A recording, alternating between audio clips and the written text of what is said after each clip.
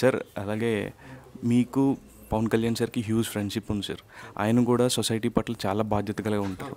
ఆయన ఈ మూవీ చూపిస్తే ఆయన ఎలా రియాక్ట్ అవుతారు సార్? ఆయన చూపించారా సార్? అలా ఇంకా చూపించలేదు. నేను తప్పకుండా వెళ్ళి వారికి కన్విన్స్ చేసి ఈ సినిమా ఒక టైం తీసుకొని నేను తప్పకుండా చూపిస్తాను. ఆయన సపోర్ట్ ఎంతవరకు ఉంటుంది సార్? ఇలాంటి వాటికి బేసిక్గా ఎంకరేజ్ చేస్తారు, బట్ మీరు ఆయన క్లోజ్ ఫ్రెండ్, మీకు ఎంత సపోర్ట్ వరకు ఉంటుంది? డెఫినెట్గా సపోర్ట్ ఉంటుందండి. సపోర్ట్ లేకుండా ఉండదు, ఎప్పుడు సపోర్ట్ ఉంటుంది. అండ్ వారు కూడా ఇప్పుడు ఒక సినిమా చేస్తున్నారు కదా, వకీల్ సాబ్. సో అది already proved film, hit film, so apt film. Sir నేను మీకు పవన్ కళ్యాణ్ సార్కి హ్యూజ్ ఫ్యాన్ సార్. మీ కాంబినేషన్లో సినిమా అంటేనే మాకు చాలా ఇష్టం. తొందరలో ఒక కాంబినేషన్ ఎక్స్పెక్ట్ చేయొచ్చు సార్? యా, డెఫినెట్లీ ఎక్స్పెక్ట్ చేయొచ్చు.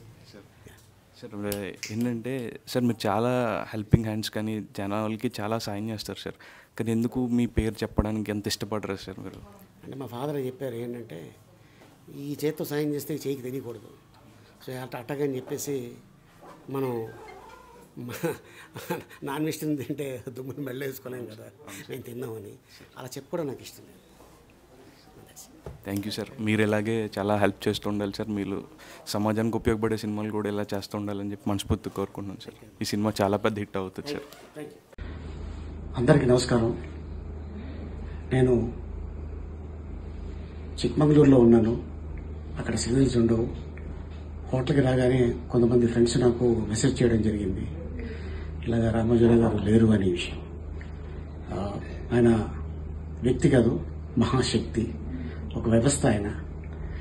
ఒకరోజు నేను స్టూడియోకి వెళ్ళినప్పుడు, సార్ ఈ స్టూడియో పెట్టాలనే ఆలోచన ఎందుకు వచ్చింది మీకు అనగానే, నేను భోపాల్కి ఉద్యోగం కోసం వెళ్ళాను, నా చదువుకి ఉద్యోగం రాదన్నాడు, నేను వెళ్ళిపోదాం అనుకున్నాను. కానీ అతను మీరు మద్రాసి, మీకు ఈ ఉద్యోగాలు రావు అని చెప్పడంతో నాకు కోపం వచ్చింది అని చెప్పడం జరిగింది.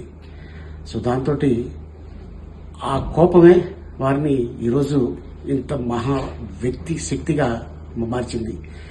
నువ్వు ఇచ్చేది ఏంట్రా ఉద్యోగం, నేనే 100 మందికి ఇస్తాను. ఎక్కడండి 100 మందికి, మీరు 1000 మందికి ఉద్యోగం ఇచ్చి ఉన్నారు. మీరే కానీ లేకపోతే చిన్న చిన్న కళాకారులు ఉండేవాళ్ళు కాదు. సో ఈ రోజున వారు మన మధ్యన లేకపోయినా ఎప్పుడు మన గుండెల్లో, మన మనసులో ఎప్పుడో ఉంటారు. ఈనాడు పేపర్ చూసినా రామోజీరావు గుర్తుకొస్తారు, ఈటీవీ చూసినా రామోజీరావు గుర్తుకొస్తారు, ప్రజాపక్షాలు చూసినా రామోజీరావు గుర్తుకొస్తారు. ఇలా ఎన్నో.